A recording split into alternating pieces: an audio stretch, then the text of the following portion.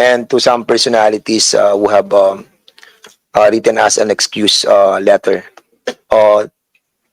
They want to see or to acknowledge these excuse letters. Siguro isa-isa natin, no, para at least maging fair naman po doon sa mga resource persons who have attended while others have not. So ito po yung mga excuse na galing kay Crisette Chu.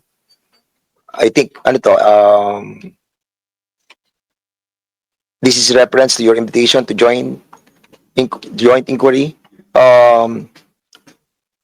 After careful consideration, I would like to respectfully turn down your invitation due to these following reasons.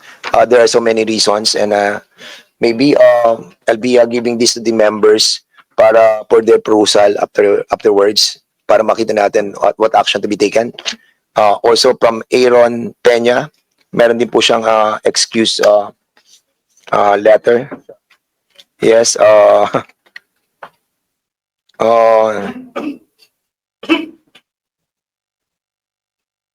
Mr. kay ano din, kay Mark Anthony Lopez, just received today.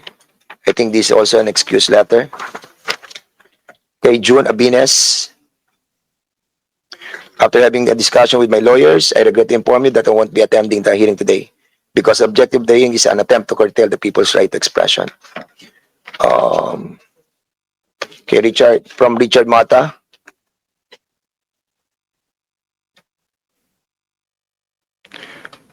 thank you for the invitation. I just received this yesterday. Just a day before the event, I consulted my lawyer and was advised not to attend. The late invitation plus the unclear purpose of the event. We support the freedom of speech. We also support it. From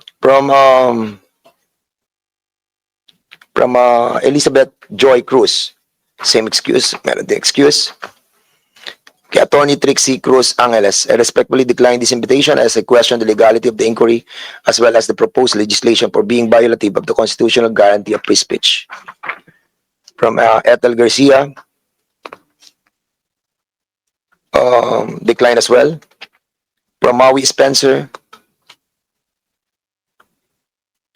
out of the country. From Sean Wayne, long excuse. And sa TikTok, YouTube, and Meta. So I think the members have to decide on the other members who have not given us any excuse letter for not attending on this resource person. Mr. Chair. Congressman Marcoleta and then Congressman Abante. Thank you, Mr. Chair. Judging from the title of the resolution before us, is it correct to assume that this hearing is only limited to social media platforms? No, of course not. Because the way I see it, it only addresses the problems, alleged problems encountered against bloggers. No, Chairman, Congressman Marcoleta. That's the reason why we have invited as well the government agencies and also the academe and other media outlets who have parameters on. But we have not invited members of the mainstream media, Mr. Chair. We did. And that's the reason why we're asking for the excuse letter as well, because a while ago, the COMSEC have acknowledged the persons of the resource persons who have been invited. Did we invite, Mr. Chair, Philippine Inquirer and Philippine Star? COMSEC, can you please reply to the query of the good gentleman from Sagi Party List? Thank you, Mr. Chair. Philippine Daily Inquirer was not invited, Mr. Chair. How about other social media? How about some other major media outlets? Philippine Star, Mr. Chair. Mr. Chair, KBP was invited, kapisanan ng mga broadcasters sa And the president of the Pilipinas. KBP is here? Yes, sir. Okay.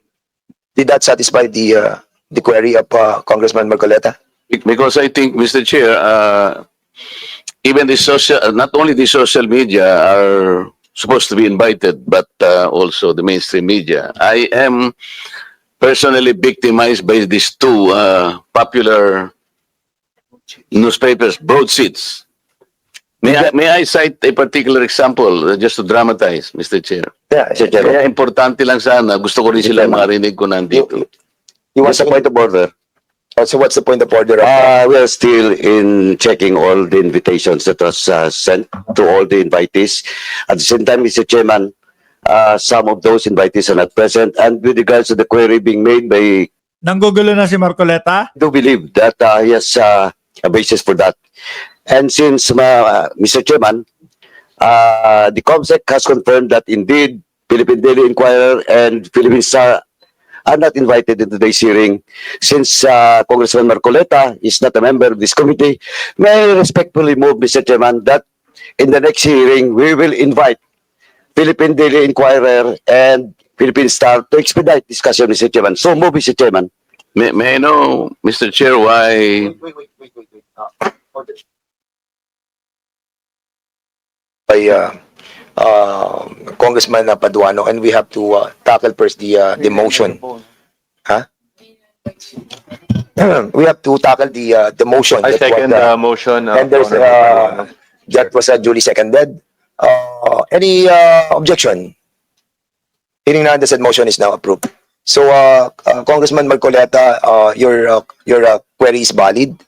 Unfortunately, I think it's the fault of the COMSEC for not inviting, because you have to consider as well that we have invited so many already for the bloggers. It was like 40, and we cannot accommodate everybody. And that's the reason why your query is so valid that we will be inviting them in the next hearing. And at the same time, having said that, your story about being victimized of those two broadsheet can be tackled in the next hearing. So the next item. Mr. Chair. Yes, you have Hinahanap ni Marcoleta si Alicia, si Mima? Congressman. I just would like to find out if Miss Elizabeth Joey Cruz, aka Joey DeVere, Fivre, was invited. Congressman, If he was invited, Chairman. we'd like, Once I'd again, a like, point of order, Mr. Chairman. what's the point of order? Once again, Mr. Chairman, the floor is still with Congressman Marcoleta. And is she okay na po ba? Can you, Congressman Marcoleta, with regards to the query that I move to invite Philippine Daily Inquirer and Philippine Star? Yes, And yes, it was yes. approved. Well, Now, actually, I have already taken action. I on know, the but query of the floor is still with Congressman Marcoleta, and I asked personally Congressman Marcoleta to the chair if he is satisfied with the motion that I have made, Mr. Chairman. And after that, siguro, let's proceed with another member of the House of this committee. Congressman Marcoleta, please. Thank you, Mr. Chair. I still have to include another aspect of inquiry. Kasi hindi lamang po yung social media at saka yung mainstream media